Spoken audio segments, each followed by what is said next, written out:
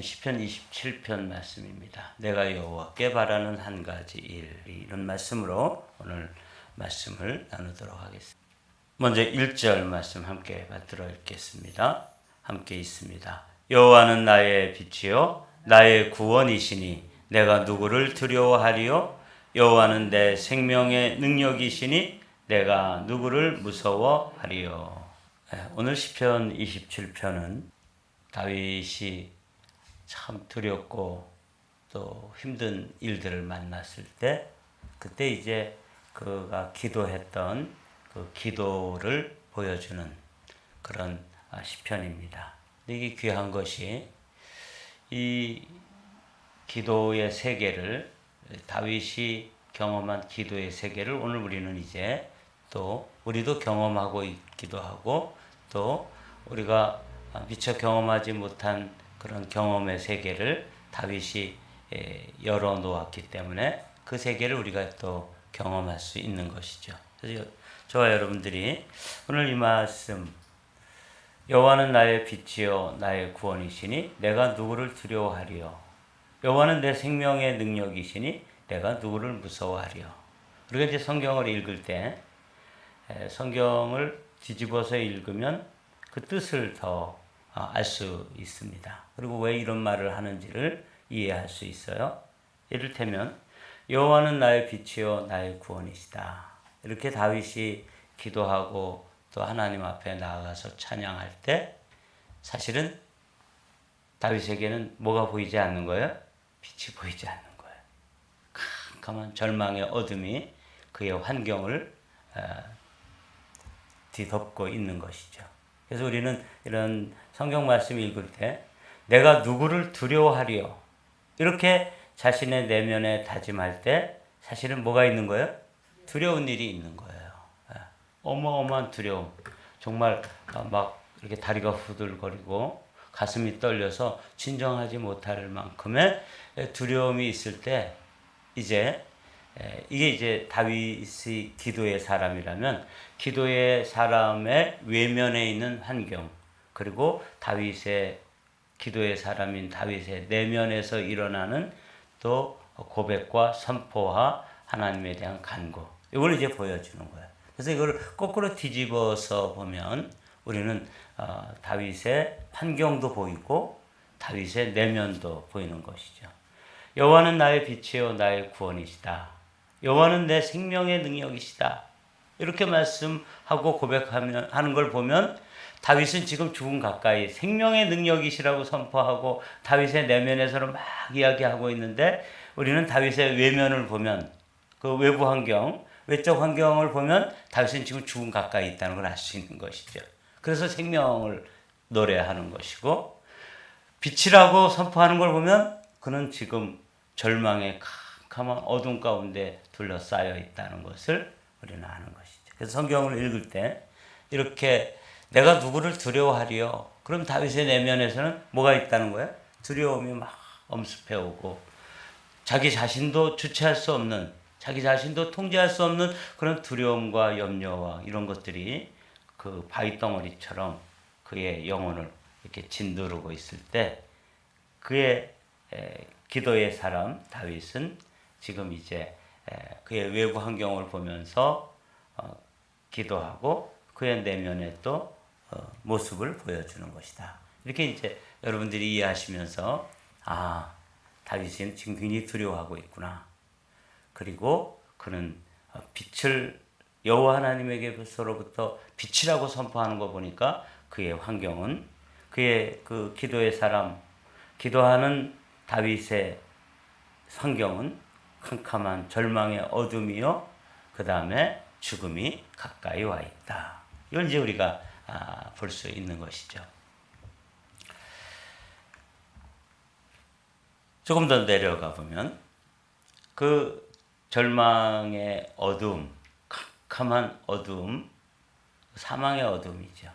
그리고 지금 죽음의 그림자가 가득 임해서 더 이상 빛이 보이지 않고 이제 살았다고도 할 수 없는 그런 상황을 디테일하게 설명해 주잖아요. 거꾸로 뒤집으니까 보였는데 그 실제로 이제 이렇게 이야기하고 있는 거죠.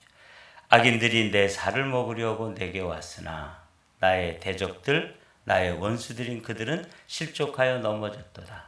군대가 나를 대적하여 진칠지라도 내 마음이 두렵지 아니하며 전쟁이 일어나 나를 치려할지라도 나는 여전히 태연하리로다. 이게 이제 다윗의 지금은 다윗을 이제 기도의 사람으로 이렇게 놓고 그의 내면에서 되어지는 고백, 그리고 그 기도의 사람 다윗을 둘러싸고 있는 외부적 환경, 그걸 이제 여러분들이 보시면 되겠습니다. 오늘 다윗이 처한 외부적 환경은 뭐냐면 악인들이 다윗의 살을 뜯어먹으려고 달려드는 것처럼 그냥 뭐 혈안이 되어가지고 다윗을 이제 잡아가기 위해서 막 수색 작전을 펼치는데 숨어서 막 조마조마한 마음으로 막 가슴이 두근거리고 다리가 막 후들거리고 머릿속이 하얘지는 것이죠. 이제 저 사람들에게 잡히면 내 살을 뜯어먹을 지경이다. 이게 이제 다윗의 외부적 환경이에요. 근데 그게 한 명, 두 명이 아니라 큰 군대로 몰려와서 보통 사울 왕이 다윗을 잡으러 다닐 때 한 3,000명씩 오잖아요. 그 군대가 몰려오니까 이 다윗이 가지고 있는 힘 가지고는 그거 뭐 대항할 힘이 없는 것이죠. 이게 저는 야인 시대 이런 드라마를 좋아하는데 야인 시대에서도 1대 20, 1대 30 이렇게 주목세계에서도 전설처럼 한 사람이 한 30명을 싸워서 이긴다? 이건 사실은 전설일 뿐이지 사실 그렇게 쉽지 않아요. 그런데 한 사람이 3,000명의 사람이 군대가 동원되어 가지고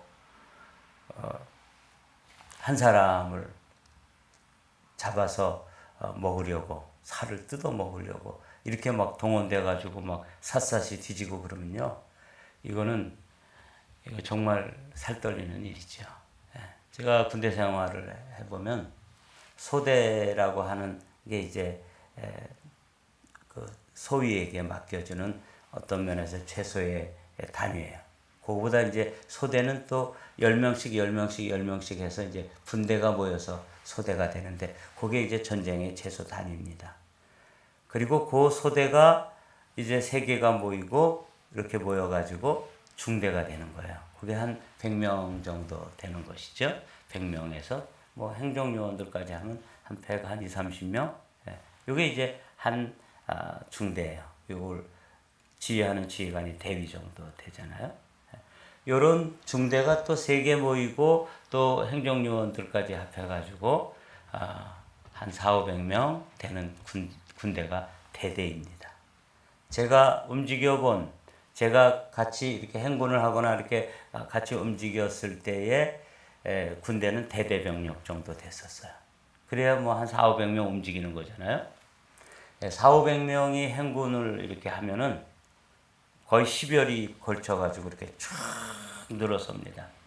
그래서 이제 제가 제 선봉 중대의 수대장이어서 이렇게 행군을 할 때 강화도의 만이산을 이렇게 행군하면서 올라가면 나는 중턱에 올라가는데 저 밑에 이렇게 한 400~500명만 늘어져도 저 밑에서 따라오잖아요. 그때 어떤 기분은 굉장히 아주 뭔가 힘이 오고 막 그래요.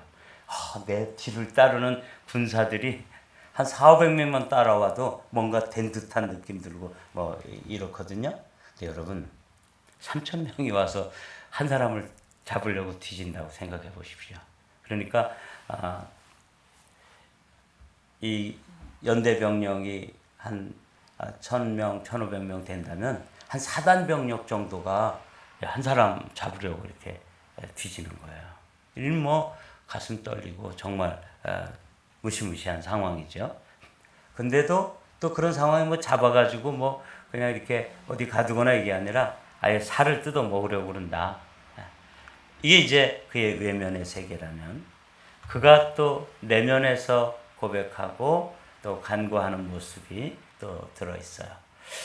내가 여호와께 바라는 한 가지 일, 그것을 구하리니 곧 내가 내 평생에 여호와의 집에 살면서 여호와의 아름다움을 바라보며 그의 성전에서 사모하는 그것이라. 여호와께서 환난 날에 나를 그의 초막 속에 비밀히 지키시고 그의 장막 은밀한 곳에 나를 숨기시며 높은 바위 위에 두시리로다. 다윗이 지금 그 군대가 동원되어 가지고 자기를 잡아서 이제 살을 뜯어 먹으려고 하는 것처럼 그런 무서운 기세로 막 사람들이 달려들 때 이 다윗의 내면 세계에서 누구를 바라보는 거예요? 하나님과 지금 만나고 있는 거예요. 그리고 하나님 속으로 들어가는 것이죠. 여러분, 오늘 이 시편 27편에서 보여주는 이 놀라운 이 기도의 사람 다윗의 외부 환경, 그건 우리와 똑같죠. 이민자를 살아가면서 때로는 뭐 육신적으로 연약하기도 하고, 때로는 환경이 참 경제적으로 또는 인간관계 속에서 그런 어려움들이 마치 사망의 그림자처럼, 군대가 몰려오는 것처럼 정말 힘들고 어렵고 살떨리는, 두려워서 어찌할 바를 모르는 그런 환경이 있을지라도 이 다윗의 내면에서 보여주는 게 이제 기도의 사람들이 또 구해야 할, 또 취해야 할 행동 지침 중에 하나입니다. 다윗은 그때도 하나님을 이렇게 바라보면서 나 뭐 지금 이 죽을 위기지만 딱 한 가지만 기도하는 거예요. 그게 뭐냐면 하나님 한 분입니다. 그래서 이제 많은 설교자들이 예수님 한 분이면 족합니다, 이런 말씀 하잖아요. 근데 실제로 다윗의 내면에서 이게 경험되어지는 거예요. 하나님 한 분이면 아주 족한 그런 상황. 그리고 그 하나님 안에 들어갔을 때 여기 초막, 장막의 은밀한 곳, 때로는 높은 바위, 하나님 안에서 숨겨지고 보호되어지는 그런 모습을 우리가 보게 돼요. 다윗이 그 내면에서 고백하는 고백이 계속되죠. 너희는 내 얼굴을 찾으라 하실 때 내가 마음으로 주께 말하되 여호와여 내가 주의 얼굴을 찾으리라 찾으리이다 하였나이다. 주의 얼굴을 내게서 숨기지 마시고 주의 종을 노하여 버리지 마소서. 주는 나의 도움이 되셨나이다. 나의 구원의 하나님이여 나를 버리지 마시고 떠나지 마소서. 이게 이제 다윗의 내면에서 하나님 한 분의 얼굴을 구하면서, 환경은 지금 군대가 동원되어 가지고 다윗을 찾고 잡아서 족치려고 그러고 잡아서 살을 뜯어 먹으려고 하는 그런 정말 공격적이고 공세적인 그런 모습들로 막 뒤지고 다닐 때 다윗은 하나님 속으로 들어가서 하나님 안에서 하나님의 얼굴을 구하고 있는 모습이에요. 여기 기도입니다. 기도란 하나님 한 분이면 이 문제는 해결되어진다. 나의 모든 문제는 뭐 다윗의 문제가 복잡한 것처럼, 다윗의 이 두려운 문제가 있는 것처럼 저와 여러분들의 문제도 사실은 다양하지만 해답은 딱 한 가지예요. 오직 예수님만이 답입니다. 이게 이제 다윗이 내면에서 얻고 있는 결론이에요. 놀랍지 않습니까? 뭐 환경을 변화시켜 달라든지 저것들이 물러가게 해달라 이런 거 하지 않고 그는 내가 여호와께 바라는 한 가지 일, 그것을 구하리니 곧 내가 내 평생에 여호와의 집에 살면서 여호와의 아름다움을 바라보며 그의 성전에서 사모하는 그것이다. 그렇게 고백하면서 그가 추구하는 게 뭐예요? 내 얼굴을 찾으라 하실 때 여호와여 내가 주의 얼굴을 찾으리이다. 여러분, 오늘 아침에 이렇게 비가 오고 또 궂은 날씨에도 새벽을 깨우며 하나님 앞에 나오셨는데, 기도할 때 이 다윗으로부터 배울 수 있는 이 놀라운 면, 이게 뭐예요? 하나님 한 분이면 되는구나 하는 것을 우리가 함께 배우기를 원합니다. 10절 말씀, 내 부모는 나를 버렸으나 여호와는 나를 영접하시리이다. 뭐 사울 왕이 한 나라의 통치자인 왕이 이 다윗을 이제 잡아서 죽이려고 하니까 그의 부모조차 다윗에게 힘이 되어줄 수가 없죠. 다윗은 반역자가 된 신세니까 그 역모를 한 그 집안은 뭐 다윗에게 뭐 도움이 되겠어요? 그래서 결국은 그 부모들조차도 자기를 버린 형국이 되었다는 거죠. 사실 이 10절 말씀은 제게 간증이 있는 그런 시편 27편은 제 목회를 하다가 제가 이제 어떤 분을 전도를 했어요. 이 전도를 했는데 이분은 큰 상처가 있어가지고 하나님을 절대로 못 믿더라고요. 이 상처가 하나님을 믿는 믿음을 걸림돌이 돼요. 그래서 3년 동안 교회는 놀러 오는데 예배는 절대 안 들어오는 거예요. 야, 신기하대요. 그래서 수요일 날도 그분이 추록을 가지고 있었는데 교회 마당에 와서 추록에서 기다려요. 나하고 놀으려고. 예배 끝나고 나면 내려가지고 이제 주택에 들어와서 커피도 마시고 뭐 이렇게 하면서 절대로 예배는 안 들어오는 거예요. 그래서 제가 3년 동안 그분하고 이제 놀아줬죠. 예수님 이야기 안 하고 하여간 예수님 믿는 향기를 제가 이야기해야 되잖아요. 이러면서 이제 3년 동안 지났어요. 그러다가 이제 어느 날 제가 금식을 가겠다 그랬더니 이분이 금식을 따라 나서는 거예요. 나도 한번 금식을 해보겠다. 근데 이거 굉장히 힘든 일인데 괜찮겠느냐? 그랬더니 뭐 괜찮다고 따라 나섰어요. 그래서 진짜 금식을 시작했는데 이분은 또 이렇게 담배를 아주 줄담배를 피는 사람인데 담배 2갑 안 핀 거, 그다음에 피든 거 1갑 이걸 가지고 왔더라고요. 금식을 하면서도 이제 그거는 피워야 되겠다는 거예요. 그래서 산에 같이 올라갔다가 산속에다가 그걸 묻어놨어요. 지금도 있다고 제가 말씀드린 적 있죠. 그리고 이제 이분이 내려와서 정말 3일 동안 금식을 하는데 이 담배나 술 이런 것들이 그 뒤에는 정말 마귀의 세력이 있습니다. 그래서 이분이 금단 현상이 나타나는데 멀쩡하던 사람이 말도 더듬고 손도 떨리고 뭐 이런 현상이 나타나는데 굉장히 심하더라고요.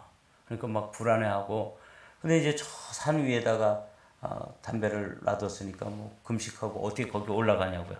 그래서 못 올라가고 이제 3일 동안 물만 먹고 이렇게 있는데 3일째 되는 새벽에 이분이 혼자 굴에 들어가서 이제 하나님하고 단판을 친 거예요. 하나님 있으면 나와 보시오. 이분이 이제 해병대 출신인데 뭐 막 강짜를 부리면서 이러다가 어떤 체험을 했어요. 근데 저한테 얘기는 안 하더라고요. 그 굉장한 어떤 신비 현상을 경험하고 입이 딱 다물어졌어요. 그렇게 불평하고 괜히 왔다 그러고 뭐 이러다가 이리 내려와가지고 제가 성경책을 한 권 사줬어요. 선물로. 금식 기념으로. 근데 이분이 정말 성경을 읽더라고요. 그러다 어느 날 교회는 안 나오는데 성경은 읽어요. 그러다가 시편 27편 이 10절의 말씀에서 그의 인생의 대전환점이 이루어졌어요. 내 부모는 나를 버렸으나 여호와는 나를 영접하시리이다. 그의 상처가 뭐였냐면 어린 시절에 자기 어머니 아버지한테 버림받은 게 일생의 상처예요. 그래서 아버지 어머니가 나를 버린 것처럼 하나님도 나를 버렸다. 이게 이제 부모에게서 받은 상처가 하나님에 대한 상처로 투사되면서 이게 이제 상처로 남아 있었는데 금식을 하고 하나님을 경험한 후에 성경책을 읽다가 이 시편에 와가지고 이 10절의 말씀에서 이게 어마어마한 충격을 받은 거죠. 내 부모는 나를 버렸으나 여호와는 나를 영접하시. 하나님은 나를 버리지 않는 거구나. 그래서 그냥 달려왔어요. 새벽같이 성경을 읽다가 이제 달려온 거죠. 목사님, 저 이제 진짜 하나님을 좀 믿고 싶습니다. 그 하나님을 만나고 성경을 읽다가 성경 가운데서 응답을 받고 그리고 이제 자기의 상처가 거기서 회복된 거예요. 그래, 내 육신의 부모는 나를 버렸지만 하나님도 나를 버린 줄 알았는데 하나님은 나를 영접받아 주시겠다고 말씀하시니까 내가 그럼 나도 하나님을 믿어야죠. 그래서 이제 신앙생활 하면서 있다가 이제 이사를 가게 돼서 헤어진 그런 경험이 있는데, 제가 성경책을 여러 사람들에게 사서 선물 안 했겠어요? 뭐 상으로도 주고, 뭐 기념으로도 주고, 뭐 하여튼 근데 성경을 읽고 성경 가운데서 하나님을 만난 사람은 딱 한 분. 뭐 저에게 이야기를 하지 않아서 그렇겠지만 하여간 그분은 이렇게 아주 분명히 이 시편 27편 10절의 말씀, 내 부모는 나를 버렸으나 여호와는 나를 영접하시리이다. 이 말씀. 다윗도 심지어는 부모조차도 자기를 어떻게 보호할 수가 없고 이 버림받은 것처럼 되어 있지만 하나님께서 나를 영접해 주신다. 이 다윗의 내면에 여호와 하나님을 구할 때 얻었던 확신입니다. 그러니까 다윗도 이 하나님이 만나 주셨고 제가 천도했던 그분도 그 하나님이 동일하게 이 말씀 가운데서 다윗의 만난 하나님을 그 말씀 가운데서 다시 만나면서 그 인생에 큰 변화가 일어나는 걸 제가 보았습니다.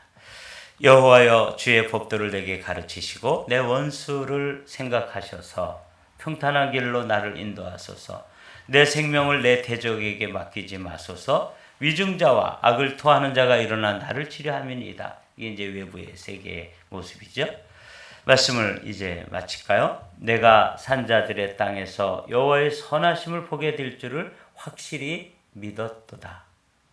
여기가 뭐냐면 이 상황, 환경이 아직 변화되지 않았을 때 다윗이 하나님의 얼굴을 구하고 부모는 나를 버렸을지라도 또 세상은 나를 잊은 듯이 보이지만 여호와 하나님은 나를 영접해 주시고 그 은밀한 초막 속에 하나님의 장막 속에 나를 감춰 주시고 그렇게 하실 것이라고 하는 그런 믿음의 고백과 또 확신이 들어오면서 먼저 기도 응답은 뭘로 오냐면 믿음으로 옵니다. 그걸 이제 평안이라고 그랬죠. 여호와의 선하심을 보게 될 줄을 내가 확실히 믿었도다. 그리고 이제 14절에 보면 기다릴지어다. 이게 이제 기도의 세계입니다. 우리는 이 기도의 세계를 알죠? 우리가 경험하는 기도의 세계와 다윗이 경험하는 기도의 세계가 똑같다는 것을 우리는 보게 됩니다.